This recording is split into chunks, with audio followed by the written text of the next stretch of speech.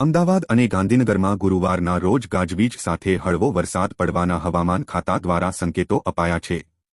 બીજી તરફ મહત્તમ અને લઘુત્તમ તાપમાનનો પારો ગગડતા દિવસથી કાળઝાળ ગરમીથી લોકોને રાહત મળી છે, પરંતુ વાતાવરણમાં ભેજનું પ્રમાણ વધતા બફારો વધ્યો છે।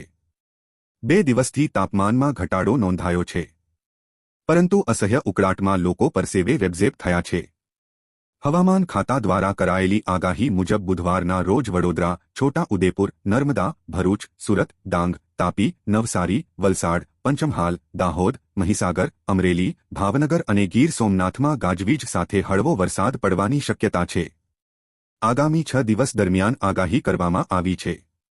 બુધવારના દિવસે વડોદરા, છોટા ઉદેપુર, નર્મદા, ભરૂચ, સુરત, ડાંગ, તાપી, નવસારી, વલસાડ, પંચમહાલ, દાહોદ, મહીસાગર, અમરેલી, ભાવનગર અને ગીર સોમનાથમાં વરસાદની આગાહી કરવામાં આવી છે।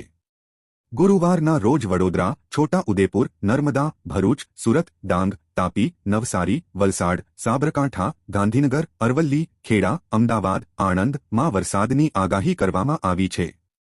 શુક્રવારમાં રોજ સુરત, ડાંગ, નવસારી, વલસાડ, અમરેલી, ભાવનગર અને ગીર સોમનાથ, શનિવાર સુરત, ડાંગ, નવસારી, વલસાડ, અમરેલી, ભાવનગર, ગીર સોમનાથમાં વરસાદની આગાહી કરવામાં આવી છે।